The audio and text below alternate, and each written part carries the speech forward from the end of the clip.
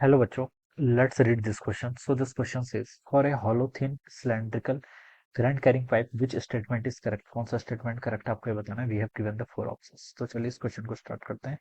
So we can write the key concept of this question. इस question का बच्चों key concept आप क्या लिख सकते हैं? आपको बताना है कि magnetic field, electric field and magnetic field आपको बताना है. ठीक है, क्या बताना है आपको? Electric and magnetic field. This would be the key concept. क्या लिख सकते हैं? Electric and magnetic field. ये क्या जाएगा? इस क्वेश्चन का आपका की कॉन्सेप्ट हो जाएगा. ठीक है, चलिए क्वेश्चन में बोला गया कि for thin hollow cylindrical current carrying pipe. ठीक है, थिन हॉलो है. ठीक है, हॉलो है मतलब इस तरीके का आपका कोई हॉलो सिलेंडर. हॉलो मतलब अंदर से पूरा खोखला है. ठीक है, इस तरीके से है. ठीक है, अंदर से पूरा खाली है. ठीक है, एम्प्टी है और सिर्फ बाहर से ही है. ठीक है, इस तरीके से आपका कोई हॉलो सिलेंडर है. ठीक है, इस पर आपका क्या बोल रहा है? फॉर ए हॉलो थिन पतला सिलेंड्रिकल करंट कैरिंग पाइप. ठीक है, इस पर देखिए जो करंट आएगा वो सिर्फ इसके सरफेस पर फ्लो करेगा. ठीक है, जो करंट देखिए क्या कर रहा है? इसमें फ्लो कर रहा है. It is flowing only on the surface. ठीक है, इसकी जो सरफेस है, सरफेस पर ही देखिए यहाँ पर ऐसा करंट क्या करेगा? फ्लो करेगा. ठीक है, इनसाइड पे तो आपका कोई करंट ही नहीं करेगा क्योंकि ये हॉलो है. ठीक है, ऐसा आपको क्वेश्चन में क्या करके गिवन कर रखा है. अब देखिए आपको यहाँ पर बताना है इसके corresponding which statement is correct. कौन सा स्टेटमेंट करेक्ट है? ए ऑप्शन से देखिए स्टार्ट करते हैं. ए पार्ट ने बोला है कि magnetic field inside the pipe is not zero. ठीक है, देखिए इनसाइड इनसाइड पॉइंट पर देखिए आपको इनसाइड पॉइंट पर आपको ये मान लीजिए इसका एक्सिस है, this is axis of this hollow cylinder. ठीक है, इनसाइड पॉइंट पर देखिए हम कैसे करेंगे? एम्पियर सर्किट लॉ लगा लीजिए. एम्पियर सर्किट लॉ क्या बताता है आपको? एम्पियर सर्किट लॉ आपको magnetic field due two symmetrical cases find out करने में हेल्प करता है. बी डॉट डीएल किसके इक्वल होता है? आपका नी नॉट टाइम्स आपका आई एनक्लोज. ठीक है, अगर मैं इनसाइड पॉइंट पर देखिए कैसे एम्पियरियन लूप बना लो. ठीक है, तो अंदर तो आपका कोई करंट ही नहीं, तो आई एनक्लोज कितना हो जाएगा? जीरो के इक्वल हो जाएगा. आई एनक्लोज जीरो के इक्वल हो गया. तो यहाँ से देखिए बी डॉट डीएल, डीएल आपका जीरो हो नहीं सकता. इसका मतलब मैग्नेटिक फील्ड क्या होना चाहिए? आपका इनसाइड पॉइंट पे जीरो होना ही पड़ेगा. ठीक है, ये आप बता सकते हैं. मैग्नेटिक फील्ड इनसाइड पॉइंट पे क्या होगा? जीरो के इक्वल होगा. From the ampere circuit law हम ऐसे बता सकते हैं. देखिए जो टोटल करंट है, करंट सरफेस पर फ्लो कर रही है ना, तो अंदर तो हम बता सकते हैं कि अगर हम एम्पियर सर्किट लॉ का यहाँ पर यूज करें तो बता सकते हैं कि इनसाइड पॉइंट पर आपका मैग्नेटिक फील्ड कितना आएगा? आपका जीरो के इक्वल आएगा. ठीक है, तो यहाँ पर बोला कि magnetic field inside the pipe is not zero. तो बच्चों ये स्टेटमेंट तो आपका रंग हो गया. बी पर देखिए क्या लिखा है? Magnetic field outside the magnetic field outside the pipe is zero. Outside the pipe. ठीक है, आउटसाइड द पाइप कैसे जीरो होगा? आउटसाइड द पाइप आपका जीरो नहीं होगा. ठीक है, क्योंकि देखिए इसने यहाँ पर आपका न्यू आई एनक्लोज, आई एनक्लोज क्या हो जाएगा? नॉन जीरो के इक्वल हो जाएगा.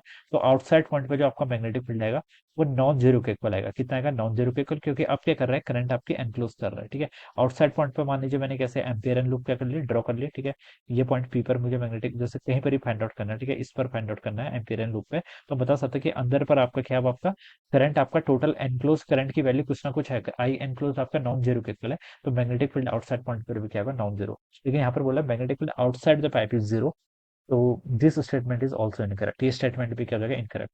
सी पर बोला कि electric field outside the pipe is zero. ठीक है, for a hollow thin cylindrical current carrying pipe. ठीक है, तो देखिए बच्चों क्वेश्चन में हमें कुछ मेंशन नहीं कर रखा चार्ज के रिगार्डिंग, तो हम इसको हम क्या मानेंगे? न्यूट्रल वायर कंसिडर करेंगे. हम इसको क्या करेंगे? न्यूट्रल न्यूट्रल सिलेंड्रिकल बोल एज्यूम कर लेंगे. क्या करेंगे?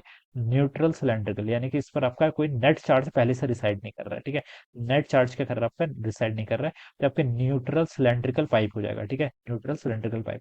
तो अगर न्यूट्रल सिलेंड्रिकल पाइप है तो मैं बता सकता हूँ जो आपका नेट इलेक्ट्रिक फील्ड होगा. ठीक है, कहाँ पर? आउटसाइड पॉइंट पर. ठीक है, देखिए ऐसे भी आप इसको समझ सकते हैं. अगर क्वेश्चन में कुछ मेंशन नहीं तो आप सीधे समझ लीजिए कि न्यूट्रल कंडक्टिंग पाइप है, न्यूट्रल सिलेंड्रिकल पाइप है. तो बता सकते हैं कि इनसाइड पॉइंट पर आपका, इनसाइड नहीं, आपका जो टोटल चार्ज इंक्लूड होगा वो किसके इक्वल हो जाएगा? जीरो के इक्वल हो जाएगा. देखिए चार्ज आपका क्या कर रहा है? फ्लो कर रहा है. तो जितना चार्ज आपका आ रहा है, इनकमिंग है, उतना ही जा रहा है. ठीक है, तो नेट चार्ज कितना हो जाएगा? जीरो के इक्वल. तो आप इसको गॉस लॉ से भी समझा सकते हैं. आप क्या कर लीजिए? गॉसन सरफेस ड्रॉ कर लीजिए. इसके लिए हम कैसे गॉसन सरफेस ड्रॉ करेंगे? सिलेंड्रिकल गॉसन सरफेस से ड्रॉ करेंगे. और नेट चार्ज क्या होगा? जितना आ रहा है उतना जा रहा है, क्योंकि करंट क्या कर रही है? फ्लो कर रही है. तो वहां से भी हम बोल सकते हैं कि नेट चार्ज इनक्लोज आपका जीरो के इक्वल आ रहा है. तो आउटसाइड पॉइंट पर आपका जो इलेक्ट्रिक फील्ड होगा बच्चों वो तो जीरो के इक्वल ही आएगा. तो यहाँ पर क्या लिखा है? Electric field outside the pipe is zero. तो बच्चों सी वाला स्टेटमेंट तो मुझे ट्रू लग रहा है. तो सी ऑप्शन क्या होगा इसका? बिल्कुल करेक्ट होगा. डी पर बोल रखा है कि electric field on the surface of the pipe is zero. On the surface of the pipe is zero. ठीक है, सरफेस पे. ठीक है, सरफेस के रिगार्डिंग देखिए हम क्या बता सकते हैं? Electric field on the surface of the pipe is zero. ठीक है, सरफेस पे तो देखिए आपका अगर हम गॉसियन सरफेस सरफेस पर ही ड्रॉ कर दें. ठीक है, क्योंकि सरफेस पर हमें बताना है. तो यहाँ पर तो आपका चार्ज होगा. ठीक है, नेट चार्ज आपका नॉन जीरो, जीरो के इक्वल नहीं होगा नेट चार्ज. ठीक है, बट कुछ ना कुछ चार्ज होगा. ठीक है, तो electric field on the surface of the pipe is zero, तो ये स्टेटमेंट देखिए आपका, ये स्टेटमेंट ही आपका इनकम्प्लीट है। Electric field on the surface of the pipe is zero, ठीक है, सरफेस पे आपको बताना है, ठीक है, electric field on the surface of the pipe is zero. Surface पे तो देखिए आपका चार्ज है, चार्ज क्या कर रहा है, फ्लो कर रहा है, ठीक है, चार्ज के फ्लो करने के कारण ये आपका करंट आ रहा है, ठीक है। तो यहाँ पर आपका नेट इलेक्ट्रिक फील्ड आपका जीरो तो नहीं होगा, ठीक है। Electric field on the surface of the pipe is zero. Outside point पे तो आप बता सकते थे, क्योंकि हम गॉसन सरफेस ड्रॉ कर रहे थे, और गॉसन सरफेस से हम बता सकते थे कि जितना चार्ज आ रहा है उतना क्या जा रहा है, आपका बाहर जा रहा है, जितना इनकमिंग चार्ज है उतना ही आउटगोइंग चार्ज है। और ये आपका क्या है, न्यूट्रल, हम इसको कंसिडर करेंगे, क्वेश्चन में कुछ मेंशन नहीं किया। तो वहां से तो हम बता सकते थे क्यू इंक्लूज जीरो हो गया, क्यू इंक्लूज जीरो हो गया तो आपका नेट इलेक्ट्रिक फील्ड भी कितना होगा, जीरो के इक्वल होगा। लेकिन सरफेस के लिए कंडीशन आपकी ट्रू नहीं है, ठीक है। Electric field on the surface of the Pep is zero. देखिए ए बी सी ऑप्शन तो हम बिल्कुल करेक्टली बता सकते हैं, लेकिन डी के रिगार्डिंग हमें ऐसे कोई हिंट नहीं है, तो हम बता सकते हैं कि इस क्वेश्चन को हम क्या करेंगे, electric field on the surface of the pipe is zero.